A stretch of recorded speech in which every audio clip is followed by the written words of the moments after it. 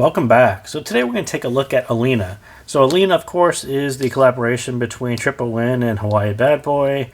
It does feature a very high quality 10mm carbon nanotube dynamic driver. So high quality driver. The shells themselves will look a little familiar. I think I called this the Stormy Gray faceplate. It's kind of got this very dark shades of gray marbling. And the shell, the metal shell, should resemble Melee, for those of you who had picked that one up, with the very nice recessed 2-pin like that. Kind of one of my favorite shells. And of course, when we talk about dampers, these are the dampers on top of the nozzle. So we'll get to those in a little minute or two. So additionally, you get a Tripowin case, which is super nice, and inside you get a pair of, or a bag of tips and a gray cable, which is very nice as well. So all that's very nice for the price. The box itself is very nice. I'm not going to try to slip that sleeve off again. That was difficult enough for the first time. So let's kind of jump into it. And first, I actually want to begin with the Shortbus Mod, because that is how I prefer to listen to Olina. And I had a small part in coming up with that one. So real briefly, the Shortbus Mod, I think originally what actually came up first was the vent mod. So Michael Bruce had actually put on Olina, and his ears were actually blocking the vent. And blocking the vent gave you a slightly boosted bass. And if we look at the graph, the vent mod was sort of, ignore that. The vent mod was almost this half of it. So you had a slightly elevated bass boost, and that slightly elevated bass boost would actually play well against these the 3 and the 5 slight peaks there. And for me, it just had a slightly better balance. So I actually did prefer the vent mod as opposed to running it without the vent mod. So the dual damper version of that, which is putting one of your dampers, which looks like this. So inside the Olina case, you get a little strip of dots that look like that. So each one of those, you just don't remove the one that's already there, just simply place an additional one on top of it, and be a little careful to line that one up quite well. So that is called the Shortbus Olina Dual Damper Open Vent Mod. So what that is sort of the original vent mod increased bass, so slightly elevated bass from where it is stock, but you get a very nice, gentle, sloping, very much a reduction in the gain area here, and then at 5K here, and you end up with an absolutely beautiful transition from mids to treble without elevating any treble, without losing any stage. It probably increases the stage a little bit. It definitely increases the 3D a little bit. So for me, this is, it's pretty much end game for my Olina. I haven't touched it, since that first night where Michael Bruce and I were talking about it. Haven't removed it, haven't even thought about removing it. It's pretty much done, end game. Absolutely love Olina in this configuration, so I'm not going to mess with it. So that is Shortbus Mod. So as I said, so why Shortbus Mod? For me, it really brought the gain area down a little bit, because this 5K was a little bit sensitive for me. So that got me a little closer to O2, but why I really kept it actually improves it. So it's sort of a little closer to O2, but it actually changed it. And when I talk about that smooth transition from mids to treble, it very much takes on this top of the line sound and stage in 3D. There's just nothing out of place anymore. There's no peaks, there's no nothing. There's nothing weird, nothing harsh, nothing bright. Nothing is out of place. This is a super smooth transition, just like it looks on the graph, all the way from the bass all the way through treble. I'd like to say it's flawless, and maybe this is just elevated just slightly too much, and this could be up a little bit, but this is about as flawless as you're going to get for $99 for me anyway. So as I said, there's a couple side effects, and I think when we posted the original mod, the dual damper mod, I think most people were talking about the bass. As I said, it bumps up a little bit. You get a little more note weight. That's not going to appeal to everyone. It appeals to me, especially on this set. especially since I have O2, which is kind of a lighter note weight. So for me, it's it's nice to have both, and both not being duplicates or redundant. So I'm totally fine with a little increased note weight. I think it does help when we get to some of the music tracks down here. Like I said, totally smoothed out the O2 gain area. That is one of those identifying areas on O2 that upper mid is kind of pokes out a little bit. It'll get a little bit fatiguing. And I'm kind of talking about this rise right here. So Olina stock is pretty close to O2 stock. O2 with dual dampers brought this into a more gentle, not as much of a rise. It is super smooth and really, really nice. So I very much look at that as a positive. And I said it does lose a little bit of the bright from the neutral bright. If you considered O2 a neutral bright set, this one is more of a neutral set, not nearly as bright. Much better with more volume. This one volume scale is much better than O2 does now because of that same area that's been smoothed out. So tons of volume for you high volume people. If you're not a high volume person, Shortbus Mod is kind of a big maybe for you. It definitely works better at higher volumes. But for me, it takes Olina into more genres than O2 does. So, like I said, closer to O2, but different, better. Some of the side effects and benefits, I think, make it a slightly different and arguably a better set. That being said, it does share some of the O2 DNA. Some of the things that made O2 an iconic, legendary set, those things are kind of still there. So it's really all about the mids, and O2 was very much a mid-centric set. Olina is very much a mid-centric set as well.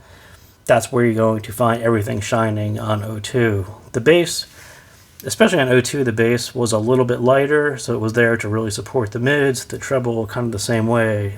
A lot of good presence, but never overshadowed the mids. Olina, same exact way. It's going to be all about your mids, and they do have this little edgy technical little bit for a DD. If you're expecting a softer, maybe a slower DD sound, that's not what you got with Olina. You get the coherence of a DD, but the dynamics and detail of a BA hybrid. And that's really what sets these sets apart from other dynamic drivers in the sub $100 area. It's really hard to imagine other sets that sound like a hybrid the way O2 did, and that's why people were willing to pay so much money for it. And now you have Olina doing it at $99, and it's the same exact thing. It literally sounds like a multi-driver hybrid with a really nice, high-quality dynamic driver. Very hard to figure out that there's only one driver doing all these, having that much speed, dynamics, detail. Very deceiving, but absolutely a joy to listen to. So, and like I said, the bass and the treble, they kind of flow together to really support the mid. So all those things were sort of iconic about, or what at least I liked about Oxygen, and very much they carry through to Olina as well. So sound, I call it a bass boosted neutral. For me, the treble is not really boosted. It's very much in line where I want it to be. Tons of detail, tons of decay, very much a 3D stage. So still mid-centric, but the bass is elevated a little bit, and the treble, it kind of falls in line the way O2 does and the way Olina should, and very much a top of the line style tuning. So I got really no issues with that. So that being said, and I think Hawaii Bad Boy really talked all about the music, and I think I'll follow through with that, and we'll talk about specific tracks as opposed to talking about the bass and the mids and the treble in that order. So we'll kind of talk about all those things, but we'll talk about them as they relate to very specific tracks. So Metallica, The Unforgiven. If you've listened to this track on enough IMs, there's a whole lot of variation on it. And usually you get like 2 or 3 parts of the track work, like the drums will work, the vocals are recessed, the guitars are kind of smeared, or you get a more neutral set, and maybe the vocals sound good and the guitar sound good, but the drums sound weird and too light and hollow. So Olina with the dual damper mod, the Shortbus mod, gives you those really heavy drums that Metallica really needs, that Unforgiven really needs. So the song starts off quite wide in your ears. Those guitars kind of sound off a little beyond your ears, and you're kind of get used to it. You're like, oh, that's kind of neat. And then there's a couple. I think there's a guitar and maybe a drum or something that ends up quite a bit in front of you, and you realize how deep it sounds. And then those drums really boom, and the bass really kicks in, and there is very much this amazing balance of quantity and quality. And Olina with the mod, it probably just crosses the hairline to a bit more quantity. And on a track like that, for music in a style like that, I'm totally fine with that. And like I said, it's a little contrast from my O2, so I am very much happy with the way that turned out with the mod, and just having a little more bass, a little more body, a little more note weight. I think it makes for a something just slightly different than O2, but better in that respect. So, but you still get tons of control, great natural attack on the drums. Like I said, it'll sound more like a hybrid. You're not going to have that big bass wash out the rest of your mids or even your treble. Just great attack. The vocals are crystal clear, not recessed. I think that is almost the hardest part to get right on Unforgiven for most sets. Getting the drums and the vocals together is quite rare. And then on top of that, you get the stage, which is quite spacious. And when you listen to the song kind of at a higher level, the balance of those deep drums hitting hard, and then the edge on his vocals and the clarity on the vocals and the separation and that speed on the guitars, the whole thing comes together quite well on that track, and really, really nice replay on this one. And I think for me personally, it's very hard to get that track to work on most, if not all, budget sets. It's pretty rare that I talk about it for that simple reason. If you're into cymbal decay, check out about 324. There's some really nice hits and some decays that go on forever. So pretty cool area there. So when we talk about mid-centric sets, very natural mids, almost perfect timbre, perfect tonality. O2 was sort of a benchmark for that. And I think Olina, and I'll call Olina the way it smoothed out the mids into that rise with a little more note weight. Pearl Jam's Indifference, the remaster version, Eddie Vedder, he is, his voice and this set absolutely perfect together. It's a perfect match. Much better than most sets, especially for male vocals. Like I said, you haven't had the same problem here. Male vocals tend to get pushed back a lot, but not so much here. But right in the opening, when you listen to his first couple lines, listen to everything that's going around his voice, you can almost hear the acoustics of the room, and it literally sounds like a room. This isn't like an anechoic chamber where there's no reverb, there's no echoes at all. It very much sounds like he is in a booth, and the walls aren't all that far. And all those things should convey to you, all those tiny details and that sense of air and space, all that should come through. At least it does for me on Olina. And it like I said, it's spot on Eddie Vedder, and it's about as close as you're ever going to get to being in the same room with him. It sounds like he's about 1 or 2 feet in front of you. And then as it goes on for a little bit more, and you start to hear the other instruments and the guitar kick in, and you start to think about where they are positioned, they're literally things all around your head. It's a very much that 3D, the very much immersive stage kicks in. And that song was the one I think I was listening to, and I was talking to Michael Bruce when we first got the mod going, and we were both listening to it. That was the track that was going through my ears at the time, and it just blew me away. And I had it on repeat for most of the night. It's that good on this set. So yeah, that one really blew me away. So London Grammar, those of you who are Hey Now fans, Californian Soil is actually off of their new one. But if you're a Hey Now fan, you know her voice, and you know that her lower voice, it's got a nice little smokiness to it, but her upper voice tends to collapse in on itself on sets that don't have maybe enough resolution, enough body. Her voice tends to get really thin and tight. And, for me, again, the mod sort of makes that transition from her voice, her range, a lot easier. And very much on Californian Soil, it actually opens up and there's some weird, almost ASMR, weird 3D effects going on. I call them stage tricks, but listen to all the things that are kind of happening around you and where they're located off your head. Then you get those energetic electronic treble bits, and then you get her textured female vocal, and pretty much, again, spot on. I forgot what her name is, but very much a spot on version of her vocal.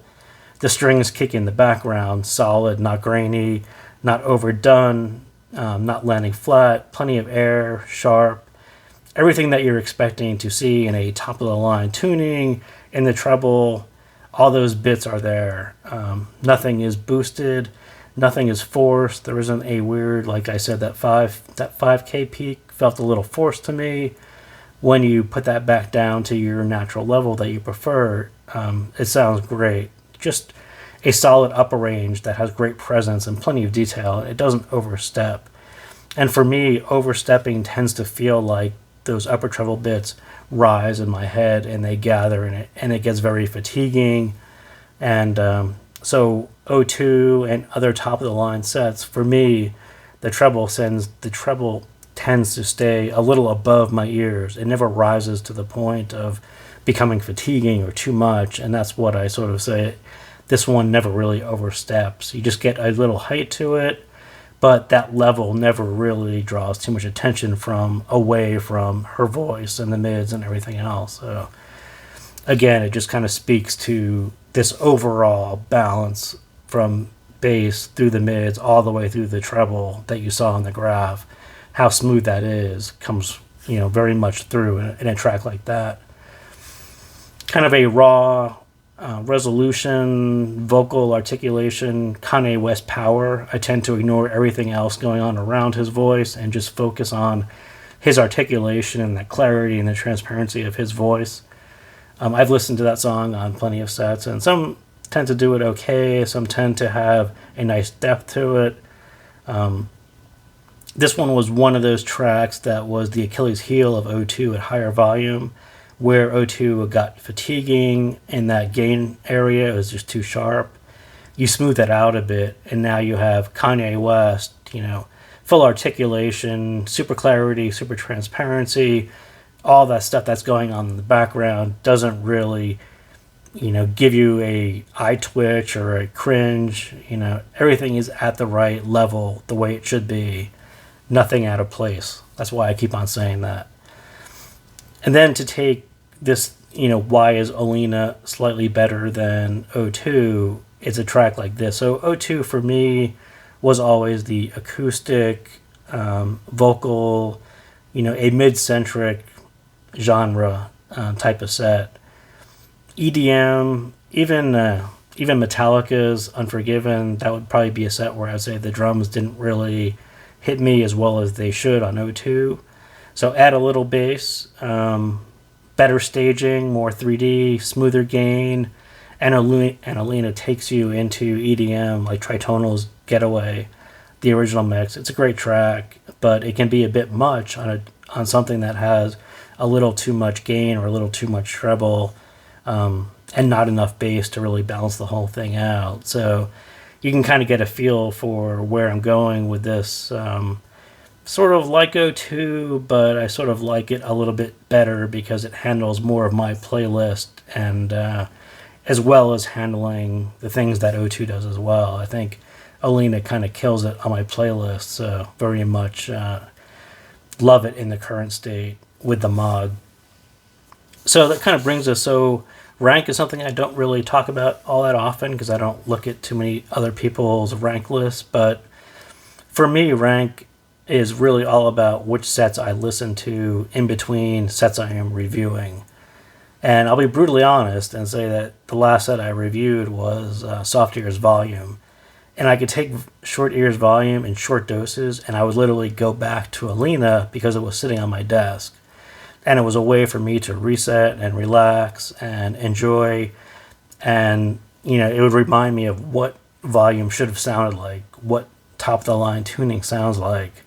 So yeah, that's like brutally honest, but that's really what happens. Is there's some sets that just drive me crazy, and you have to have sets that are within reach on my desk that are sort of permanently placed there.